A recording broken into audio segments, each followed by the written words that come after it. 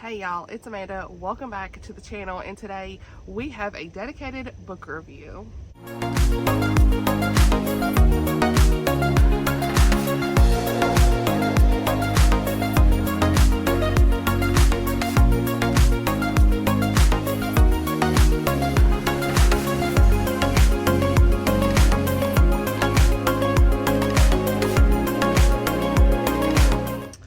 Alright y'all, so we are outside. It is a beautiful, beautiful Friday when I'm filming this. Thought since I'm off work today that I would come outside to film a video with my kids at school, took the day off, all the good things. So we're getting an outside video done out here, and I'm just loving the fall atmosphere at this point. So yeah, as you can tell from the title of this video, we're going to talk all about The Women of Oak Ridge by Michelle Shocklee. You guys know that this was one of my most anticipated releases, probably the most anticipated release of 2025 for me. And I'm here to tell you guys it did not disappoint. It was a 5-star read. Absolutely loved this book. And I haven't done a dedicated book review video in a long time. I normally don't do those anymore, hardly, just because I do more of like vlogs and reading wrap-ups. This month was pretty busy for me, so I wasn't able to really get a vlog for this book done, which I read it pretty quickly anyway. So I just like devoured the book. So I thought it would be really nice to just like spotlight this book. And we've got our coffee this morning, honey. Yes, this cup says wait, what? No, Amanda. This cup says, when we are filled with Jesus, life is filled with joy. You fill my cup to overflowing. Psalm 23:5. Y'all hear them dogs? Cheers, friends. Okay, I haven't had hardly any morning coffee. This is my first cup of the day. But I just got back from taking my man to school, and I hope that dog don't bark this whole time. But just got back from taking little man to school and thought I would just sneak out here. Well, I don't think any neighbors are out here, and they ain't gonna see me, ain't gonna, make me feel weird for doing a video out here. The reason that this book, The Women of Oak Ridge, was my most anticipated release this year is because your girl grew up in East Tennessee. Okay, I grew up in East Tennessee, and I worked in, my first job was at the Food City in Oak Ridge, and I worked at Target in Turkey Creek, which is pretty close to Oak Ridge. It's like Knoxville, Farragut area. And yeah, I was just so familiar. I went to Roan State Community College, which is in Oak Ridge. And since I don't live there anymore, I feel like I can kind of tell you some of these things. But that's just like some of the history there. Blake actually went to Oak Ridge High School and graduated from there. And he also went to Roan State. He lived in Oak Ridge. That's where he grew up. And so I spent a lot of time at his house in Oak Ridge when we first met. I was 17 when we first met, and that's been like 2007.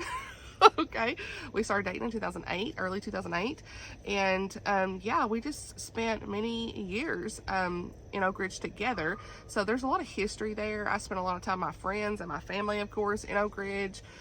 Growing up, and just like we go out to eat. That's a place where like we always went out to eat. Like I grew up in a small town close to Oak Ridge, maybe 15 minutes away, and so we always would just like, we're gonna go to Oak Ridge, right, and go get groceries or go out to eat, like I said. Or there was like an Oak Ridge Mall as well growing up. It's not really a mall anymore, but that we spent a lot of time at the Oak Ridge Mall.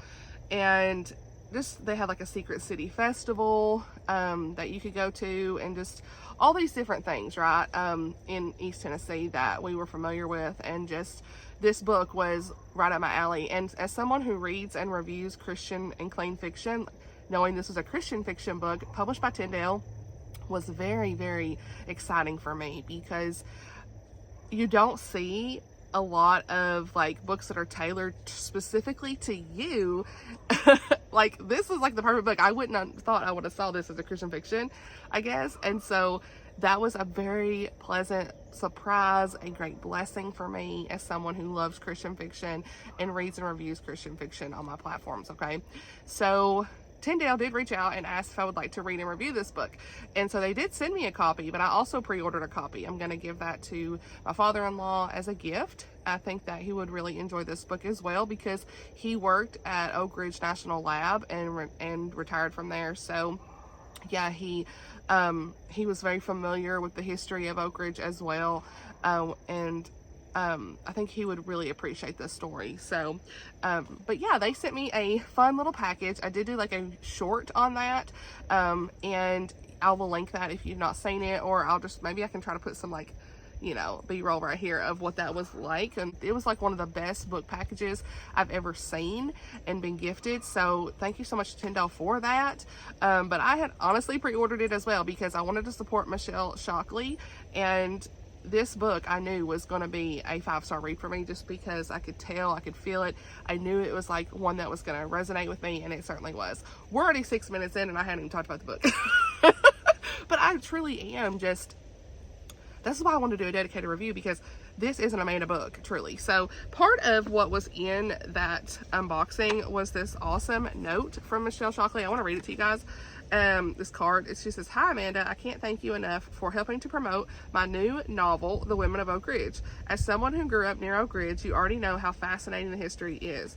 I'm excited to share this story with readers. I appreciate you." So I love that it had this bike, and they had this really nice touch here of this pen, clip, whatever you want to call it. It's early. Okay. Paper clip. Pen, clip, paper clip. Paper clip with a bike, okay? Because on the cover of the book, we have our main character here of Maybelle Willett riding her bike going to work at K25. So that was really a nice touch and tie in with the cover. So I think it's gonna rain, so I need to hurry up. It's just beautiful out here, you guys. I love my backyard. I don't spend enough time out here. But we need to get our back deck, by the way. Ignore this. It needs to get like restained and fixed up, all that stuff. It is what it is, real life. But yeah, so I love like supporting and helping to promote books that I truly am invested in and that I care about, and that's why I am so glad to have read this book and supported Tyndale and supported Michelle Shocklee as well in reading and reviewing this book. So yeah, let's go ahead and talk a little bit about it a little bit further. I am going to get my notes just because it's been a couple weeks, and I may have to look just to make sure I don't forget anything, because that's who I am. I just got back from a work trip, and so my brain is all over the place this morning, as always, and I've updated to iOS 26, and I don't know where I'm going. Oh, okay, anyway. All right, so I have like a whole review graphic. I've still not even posted this on Instagram, just because for me, I wanted to wait for this video to come out so I could kind of tie that post in with this video. But this book released earlier this month in September of 2025, okay? And if you're watching this a little while later, it's already out. Okay, but this was, like I said, set in East Tennessee, Oak Ridge. If you're not familiar with where Oak Ridge is on the map, it is about 30 minutes away from Knoxville, Tennessee, and about an hour and 45 minutes away from, 2 hours away, I guess we'll say, from Nashville. And so I don't live in East Tennessee anymore currently, so that's why I feel like I can kind of tell you some of the history there of where I grew up and everything and what I was familiar with. I do live in Middle Tennessee, and I absolutely still just love any books that are set in Tennessee, regardless of where they're set. But this is World War II, dual timeline, historical Christian fiction, and this is all about the secret city of Oak Ridge. Okay, got these family secrets. There's a little bit of romance, but it's mostly historical fiction. There are some possible spies, a little bit of mystery, and some really awesome faith moments, you guys. So in this we have 1944 and 1979, and in 1944, Maybelle Willett, she is arriving in Oak Ridge, eager to start her new government job. Okay, so she's going to start her new job at K25, and this K25 was the plant that helped enrich uranium, and they did not know it back then, but they were actually helping to make part of the atomic bomb that hit Hiroshima. And so these workers went in, these women and all these workers, they went in, they were told they were not allowed to talk about anything. And I'm going to link some videos down below about the history of Oak Ridge if you are interested, but I watched some of them and it was so interesting to me.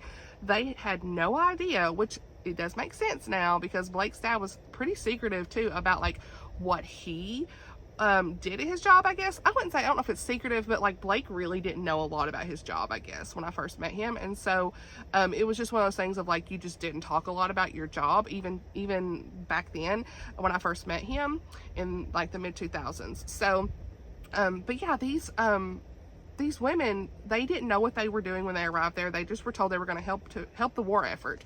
And so Maybelle goes in, and she is starting her new job at K-25, and she quickly learns there's a lot of things going on. And she has her best friend who's her roommate, and her roommate works at Y12.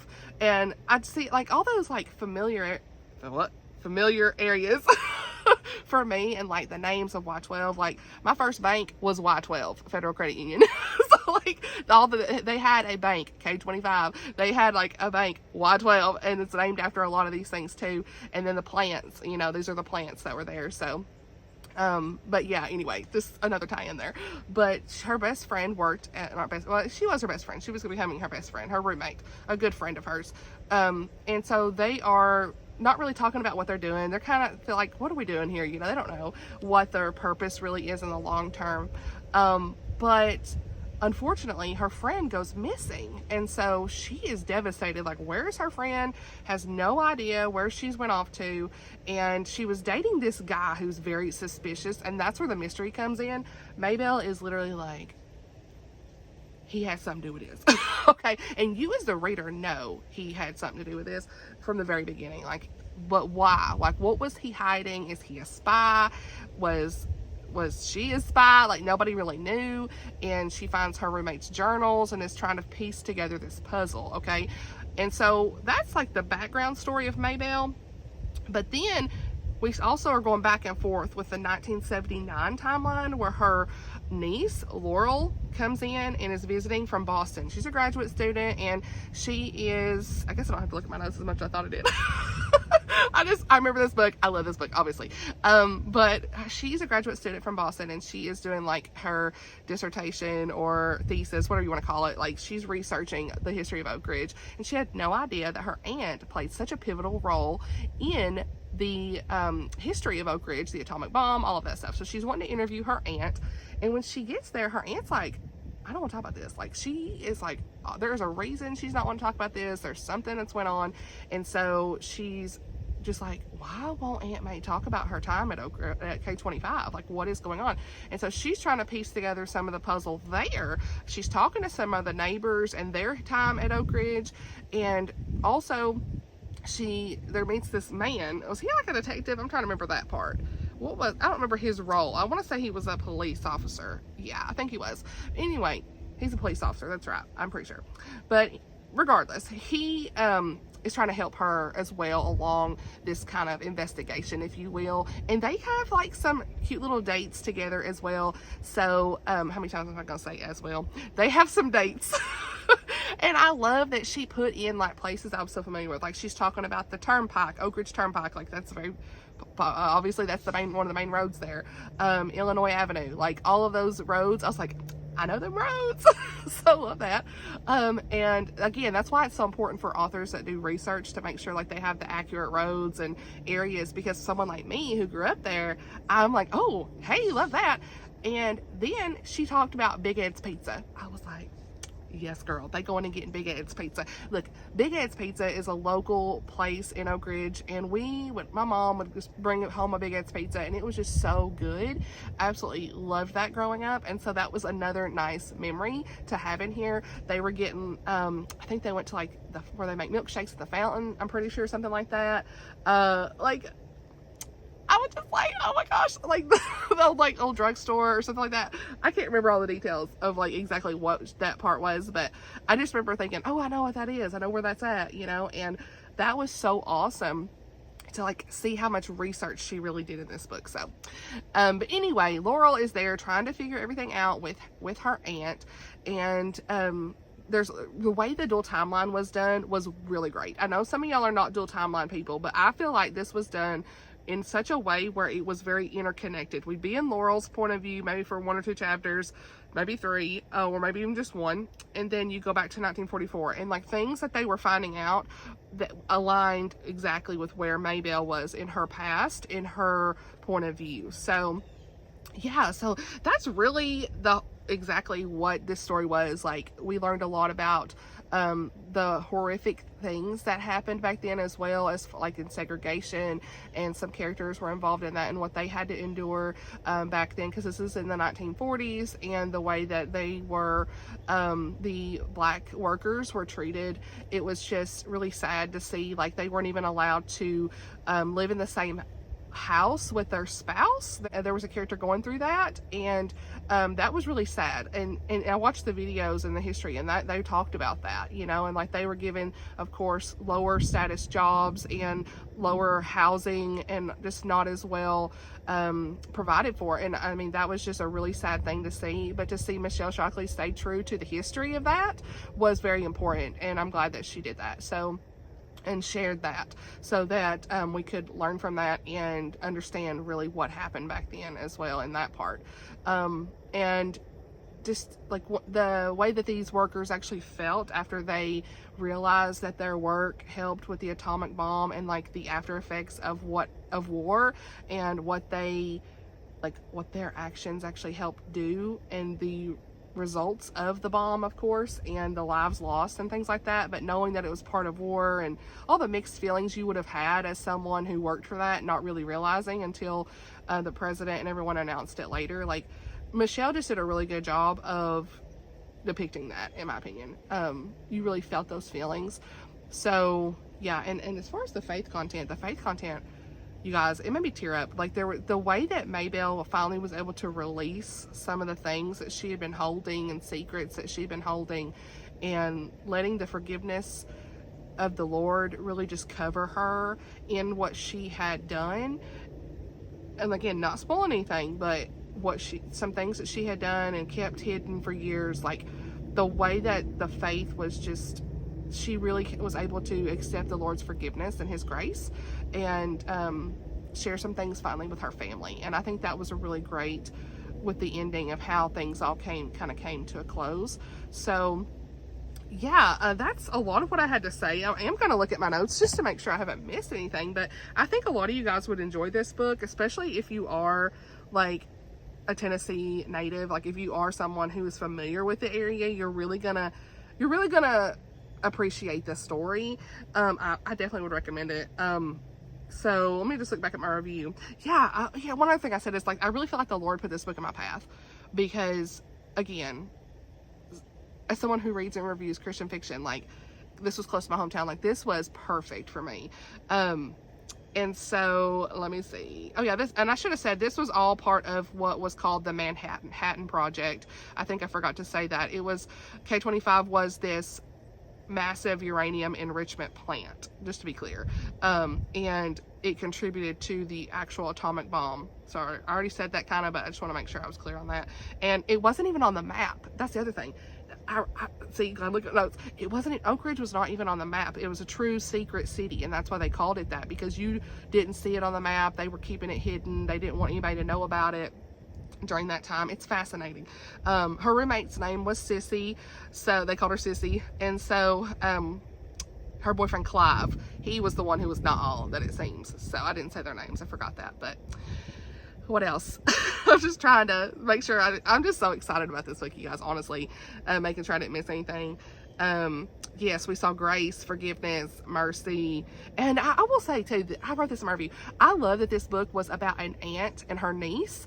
Like, my dad's sisters, they live in East Tennessee, and I get to like spend time with them a couple times a year, and it's really nice, like, just to read a book about an aunt and her niece, because I understand that bond and that relationship, and you don't see a lot of that. So that added like a layer of depth for me, and connection. So yeah, I don't think I have anything else to say. As far as content warnings, let me just tell you guys that, because I do always try to tell you any kind of content in a book, that just so you can make your own decision. But I don't feel like, honestly, anything was over the top, or there was no explicit, of course, there's no explicit content in any way, there's no language, but there is a little bit of an abusive boyfriend situation, obviously mentioned with Clive. He it wasn't really detailed, but there was a couple situations there with him where he was rough and just kind of crazy. So but it wasn't anything I would consider explicit in any way, right? But there is a death mentioned in this book of someone close to somebody, and there is grief, feeling of shame, but Jesus takes it all. And that's what is so important in Christian fiction for me. Like, the grief, the shame that someone's feeling, when Jesus can just, like, when they finally accept that he makes you whole again, he makes you clean, he washes your sin, he is the one that is going to forgive you of everything you've ever done in your life. When they finally accept that and they truly let things go of their past, that's what's so important in Christian fiction, and this book had it. So that's all I have to say. 20 minutes, what? I mean, come on, we talk about this for 20 minutes. But I'm not kidding, you guys. Like, this really was just a favorite book of all time. It is one of my favorite books of the year because of the connection I had with it in family. And, you know, I've had family members work at the plants, and obviously, and I just knew a lot about it. There's even things though I didn't know about it. Like, I didn't know it was hidden from the map. That's one part I didn't know. I knew about the atomic bomb, and I knew about the secret city, of course, the name, and the enrichment plants and things like that. But I would actually really love to go to the K-25 museum. I've never been, and as someone from East Tennessee, I should have been, but I don't remember ever going. And it's one of those things, I think a lot of times when you grow up in an area, you don't always get as invested in the history when you're young. When you're older, you definitely want to appreciate it and kind of go back and do that. So I would love to do that at some point. Because I know some friends that have actually went there and have talked about that. And even Jeanette and Jane Reeds, they actually went that as well. They got to go to see that. So when they were here at during their Tennessee trip, she was telling me about that, and I was like, oh yeah, I need to go do that. So yeah, kind of like, you know, everybody would always go to Dollywood, and like we went a few times. Like, we would go, but it wasn't like all the time. But we grew up like 45 minutes away from there, or an hour, I guess, more like an hour and a half, whatever. We were really close, and like we just would never go. That's how that I feel like. I feel like a lot of times you miss things when you're growing up and you're just busy living life. But now that like I could possibly get more into the history, because I wasn't always a reader back then either. I think now that I'm a reader and really invested in history and wanting to learn more, because books teach us so much, I would love to be able to kind of go back and see some of those things. So The Women of Oak Ridge, 5 stars in case you didn't know. Michelle Shocklee. I have a lot of her books on my TBR. Appalachian Song, I think, is another one I want to read. Like, I have all of her books, obviously. She is going to be doing a book signing. So if you guys are in, I will put her graphic on the screen of where she's going to be, and the information may be in the description. But I'm going to go to one of them in October. I'm going to meet a author friend there, and hopefully we'll get to meet up. But yeah, I'm really looking forward to that. It's going to be, one of them's going to be at the Christian, Cedar Springs Christian Bookstore in Knoxville, one Saturday in October. So I think that's the one I may go to, that I'm planning on. If she would have come to like our local bookstore, I would have definitely went to that instead, but Blake's gonna hold down the fort so I can go, because I really want to meet her. She is a Nashville, I think she lives near Nashville, I should say. I guess I was going to say a Nashville native, whatever. I don't know what I was going to say. She lives near Nashville, is what I'm trying to say. I'm trying to be all proper, and I don't even know if I'm saying it in the right context. But anyway, she lives near Nashville, and she's had books. I think one was set at Tullahoma, obviously the Appalachian Mountains. Yeah, she writes books set in Tennessee, and I just love that. So I do want to meet her, have my books signed and whatnot. But I hope you guys will pick this up. Try to get it from your library. I know the audio was on Hoopla as well. I listened to a little bit of the audiobook also. I did like some tandem reading, but I was really busy, so I was able to listen to audio. The audio is really well done. I really liked that. And then, you know, I will check it out from Baker Bookhouse website, Tyndale. I'll leave all the links and stuff if you want to purchase it. But, you know, again, I'm not always trying to promote consumerism, but if you want to buy it, I will always leave the links down below to support her. But of course, check your libraries as well. Request it from the library. That's another way you can support your authors, your favorite authors, and just for free, is checking out from your library. And yeah, that's one way that I also did, was requesting it from the library. So that's something you can always do. So anyway, thank you so much for watching this video. I know it's long-winded, but this was just more of a sit-down chatty video outside. And thank you to Tyndale for sending me this book to read and review. Really appreciate partnering with them. They have some really great layered books. Like, you guys, a lot of my favorite books this year are from Tyndale publishers. They just always have these really good contemporary fiction, historical fiction. Like, I just have really been loving their books. So would highly recommend that you guys check their website out. I'll link it down below also. But like, you know, I always am very honest with you guys. You already know. So that's a true statement. Absolutely love their books. You know, we've had Janelle Hovde's book was from Tyndale. Christine Hill Sunts, I think's her name. The Lawyer and the Laundress, that was from Tyndale. Like, there were some favorite books, some of my favorite books this year are from Tyndale, and they've just been really knocking it out the park this year with releases. So would highly recommend that you check out more of their books too. So yeah, that's all I have for this video. Thank you so much for watching, and I'll see y'all in the next video. Bye y'all.